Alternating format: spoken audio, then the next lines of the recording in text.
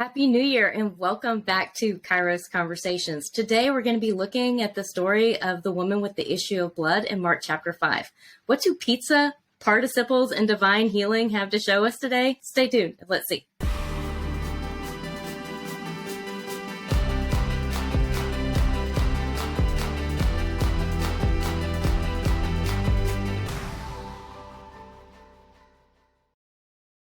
Welcome again to Kairos Conversations. I am Courtney Trotter, your resident Hebrew enthusiast, and I'm joined today by my co-host, Ryan Martin, our Greek guy. If you're the kind of person who loves to dig around in like an interlinear or Greek and Hebrew resources, you have found the right place, because here we want to help you discover the world of the Bible through the original languages.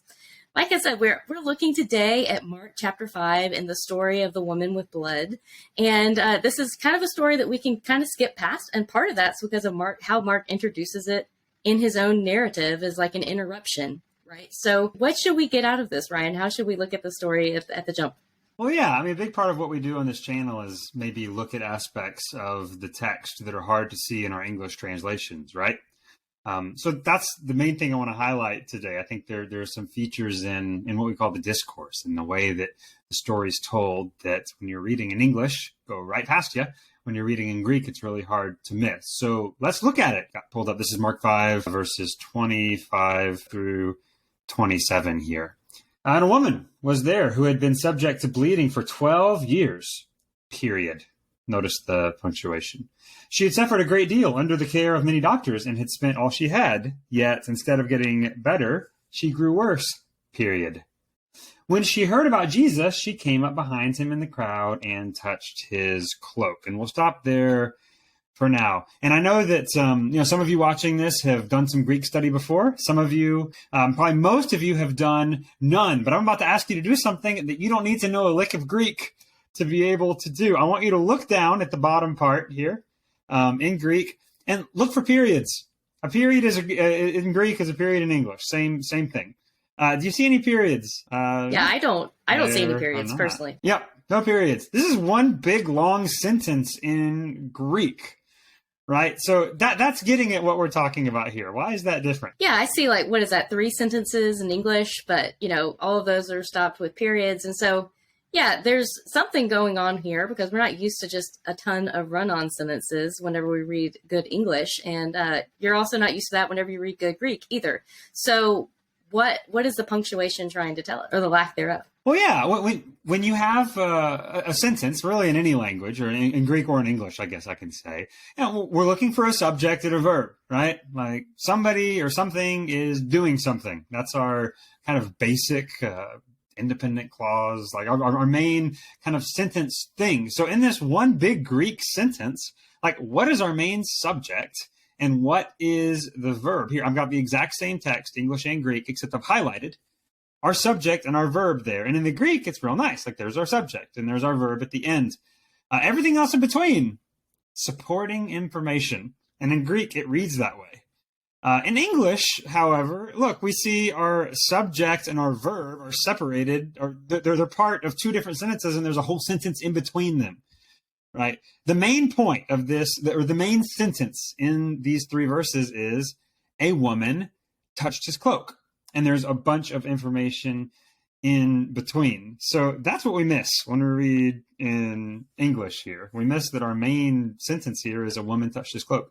Yeah, so it's almost as if like Mark has put dashes or parentheses there between woman and touched his cloak. So everything in between is just parenthetical supporting information, right? So those aren't main verbs. So then what are they, and why do they translate them as if they're main verbs? Yeah, I mean, you almost just make you feel angry at your Bible translators. Don't be. This is anyone that takes Greek or Hebrew with us. They know that we have an attitude of thankfulness and frankly, like awe and wonder at the work that our Bible translators do. They are left with impossible no-win decisions all the time. And this is one of them. How do you do this? How do you work this out? What these are called participles. Okay, and there's 7 of them. 7 participial phrases in between a woman and touched his cloak. Now participle, I know you're probably thinking back like horror stories from like, I don't know, fifth grade English class or whatever. All a participle is it gives context to, or it tells you more about a main verb in a sentence. So for example, if I say, walking out my front door, I tripped and fell. Okay? I tripped and fell. That's a main sentence. That's an independent clause that is fine on its own, right? I tripped and fell. If I say walking out the door, that's not okay on its own, right? You're waiting, walking out the door. What happened? Walking out the door is giving you the context in which I fell, right? Walking out the door is telling you about my falling. Walking out the door is a participle. Well, that's what's happening here. We have 7 participles giving us the context, telling us about she touched his cloak, right? So they're all background information, if we can use that. They're telling you about the she touched his cloak, and the she touched his cloak is the main part. That's the main sentence. That's the main subject and verb of this whole chunk. Yeah, so participle is like a really good way to, I always just say they're the ing words, is like my way of helping remind students of what they are, like running, walking, swimming. But yeah, so why did Mark decide to have all of this parenthetical participles kind of interrupting our flow of the subject and verb there? Yeah, like what effect does this have? I think we can kind of get at that by looking at this kind of reconstructed in English. Now, I'm not advocating this as a translation because it's really clunky and awkward, and I grant that. But I do think this kind of helps us see what is happening. So if I were to try to translate this in English in one sentence, it'd be something like, and a woman having a discharge of blood for 12 years, suffering greatly under physicians, having spent all that she had, not improving, but rather growing worse, having heard about Jesus, coming up in the crowd behind him. You hear all those INGs, as Courtney just mentioned, touched his garment, right? All this background, having a discharge of blood, suffering greatly under doctors, she touched his garment. Right. Can you see how the kind of flow is just you're waiting. It's suspense. It's building this. Where's my main verb? Like, what is the main thing? You keep giving me this background information. Like, where's the main thing that happens? And we finally get to that. The only, what we call indicative, the only main verb in this whole section. She touched his garment. And what does it do? Why does he do this? Well, it adds weight to that she touched. It adds weight to that main point. This is where the focus of the discourse. This is where you can finally stop and take a breath in the way that the grammar, the way it flows in its syntax.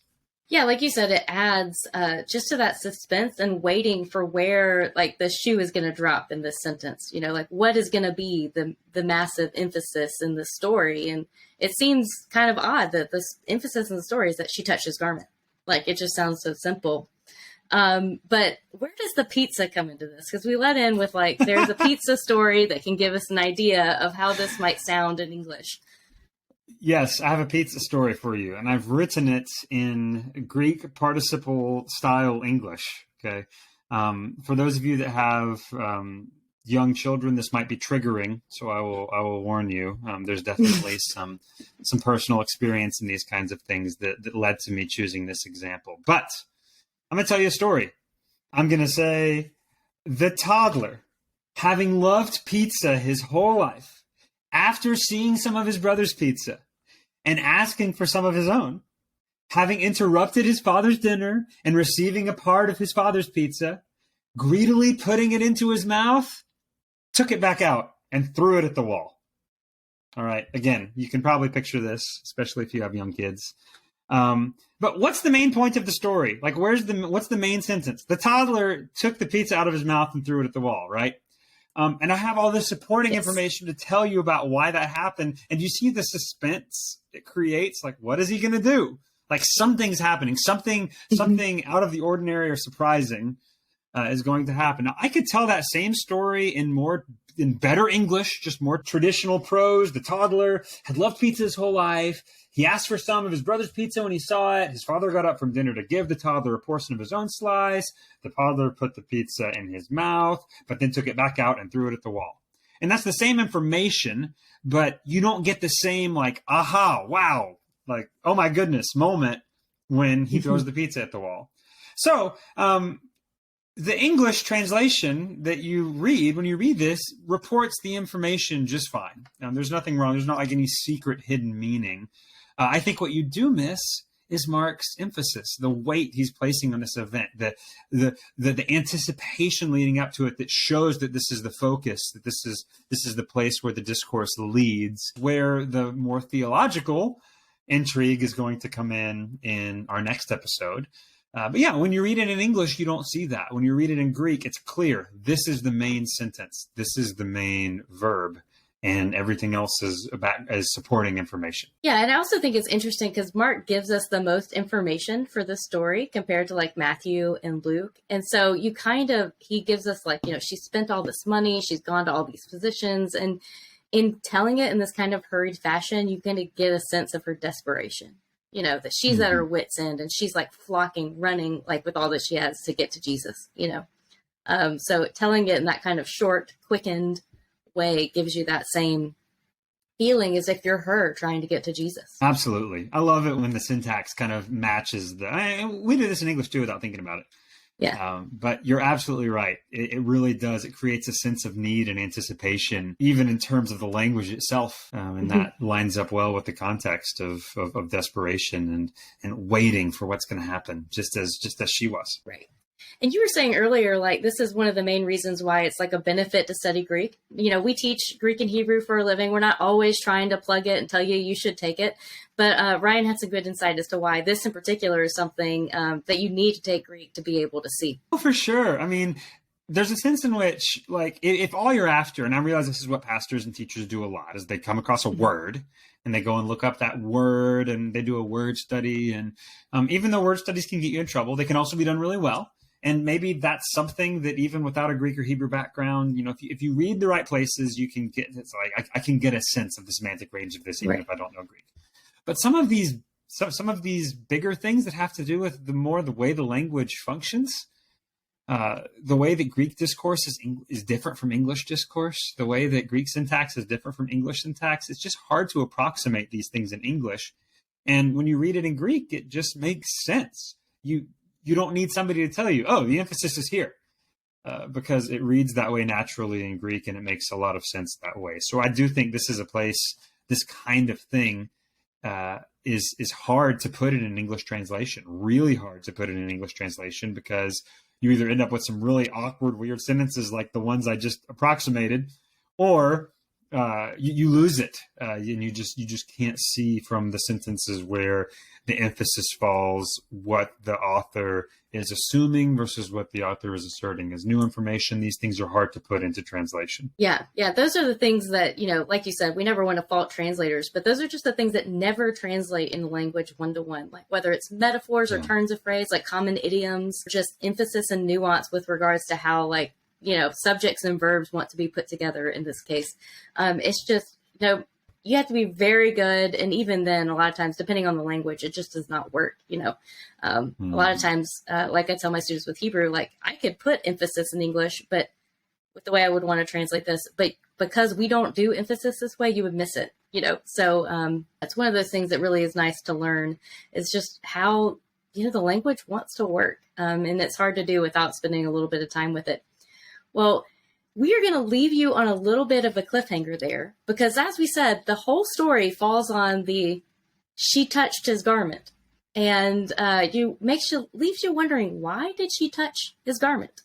And so we're going to talk about that, because that gets into my realm, a little bit of the Hebrew Bible background, in the next episode. Anything else you want to leave us with before we go for the day? No, I'm excited about our next conversation. I mean, Mark is highlighting this, emphasizing this. Why? Like, what is significant about her touching his garment, and what does that mean to a first century Jew living in the Greco-Roman world? How would they have read this? Right, exactly. So again, do all of the regular YouTube things, like, share, subscribe. If you want, you can join us in supporting the work that we do here at Kairos Classroom with our Patreon page. Get some cool kickbacks like a mug and free Greek or Hebrew tutoring or consultation, all those kinds of fun things. So check out our Patreon page if you're interested, and we will see you again next time here at Kairos Conversation.